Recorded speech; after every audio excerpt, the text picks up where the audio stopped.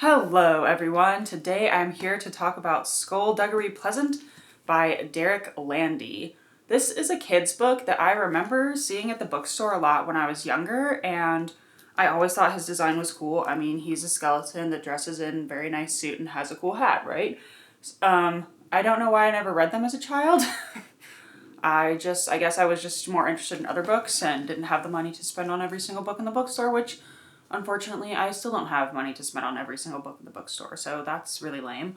But whatever, I'll just deal with it. I had high hopes for this book, and I'm sorry to say that I was not impressed by the end, unfortunately. I thought it had a really good start, a very, very strong start, actually. I was hooked on it. I thought there were a lot of clever things at the beginning. Sorry. Excuse me. And so I was like, yeah, okay, this is starting out really strong. I like it. The main character is fun. She's a girl whose uncle has passed away and she inherits the house, and Skulduggery was his friend, and he's a wizard, basically. He's a wizard, and he can do magic and stuff, but he's also a skeleton who is a detective. I'm going to put detective in quotes. I'm going to come back to that. And it's their adventures, it's her learning that magic exists, and, the world's in danger because the bad guys are coming back, etc., etc. So, it's like a fantasy book with, gotta save the world. Nothing like new, right? Okay, but I feel like it could have been good if it had been spread out. I feel like there was almost too many characters in the first one, too much random magic stuff happening in the first one where it's like, oh, there's elementals who can control the elements. And so in my head I was like, oh, okay, they each have their own element. But no, they can just do all of them, and they're seemingly invincible. And yeah, it's just none of the main characters ever seem to be in that much danger. And the villain names were kind of let me see if I can find them, because I can't even freaking remember anymore, because I'm like, what the heck? It was malevolent, except not malevolent. But it was okay, one's name is Serpine, like a snake, Serpine. Yeah, okay, I was like, okay, he's obviously the bad guy.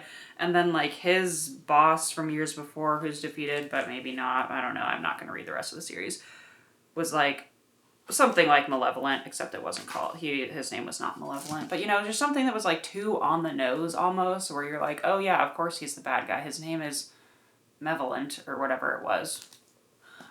So, like I said, I can't even remember. It wasn't that great. And I put the air quote in detectives because Skulduggery is supposed to be a detective. There's zero freaking detective work happening in this book. There's no clues laid out for who it actually is, because you know who the bad guy is, right? You already know what he's doing. And that really, really annoyed me, because it's marketed as Skulduggery is a detective, a magical detective. I'm like, no, he's not. He's just a magical dude who says he's a detective, but really no detecting happening, at effing all. It drove me crazy. So that is probably my biggest gripe with this book, is there, if you read an Agatha Christie, for example, there are clues throughout that might point towards the people, or you can be reading it and be like, oh, I think it's this person, and then the next chapter there's a different clue and you're like, oh, no, wait, it can't be this person, maybe it's this person instead. Or even in Sherlock Holmes, oh, this guy was holding a cigar and it's this kind of ash or whatever, and then they're like, oh yes, okay, this guy was smoking earlier in the store and he's the only one who's been doing it, something there. This had nothing there. Nothing. Zero. Not a zip. Zilch. Drove me crazy. Because I do like detective stories. I think they're fun. You know who the bad guy is from the freaking second chapter or whatever. I don't even know. It wasn't, oh, Serpine was the bad guy all along. Ooh, what a shock.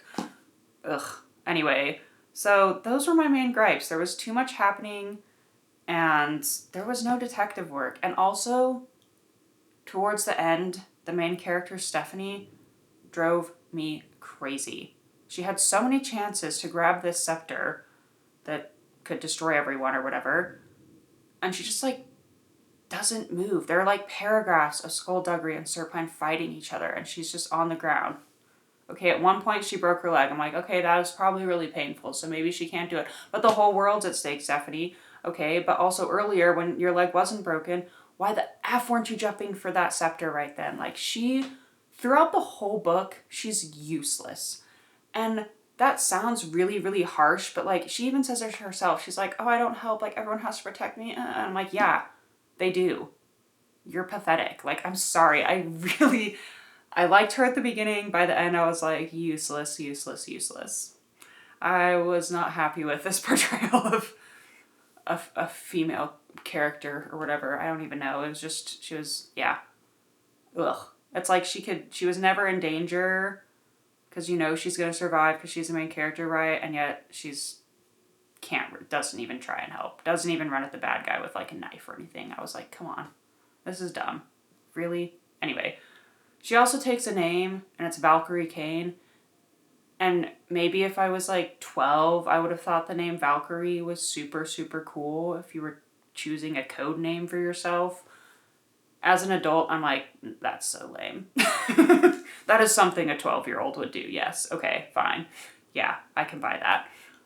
So I think maybe I would have liked Skulduggery Pleasant as a kid, but as an adult, because, you know, you read children's books as an adult, and they're still fun. Like, I have the Artemis Fowl series, and I still love the Artemis Fowl series.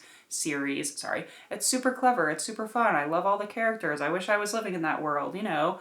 This one, I'm like, no. I'm not even going to try and read the other ones to see if they get better. I'm just, ugh. So I'm sorry, Derek Landy. I wasn't a fan of Skulduggery Pleasant. It was just not good.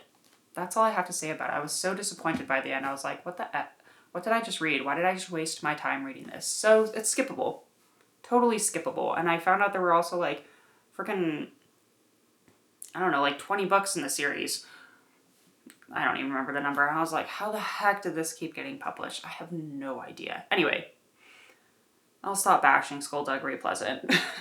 That being said, since Skulduggery is a skeleton, what is your favorite bone? Which is probably a strange question to ask, but I actually like to collect, like, animal bones if I find them outside and stuff like that. Bones have never scared me or anything. And my favorite bone is skulls. Any skull. I think skulls just look cool. I like the shape of them, whether they're like a human skull or like a bird or a wolf or a tiger or an elephant. I don't know what it is, but I just think skulls, can't even speak English anymore. I think heads that are just bones look really cool. So that is my answer. Anyway, thank you so much for listening. Please like, subscribe, share, comment down below. Do you have a favorite bone? Which, once again, maybe a weird question, maybe not. Maybe it's a chicken bone because you like, you know, making the little wish or whatever, but thank you so much for listening, and you all have a great day.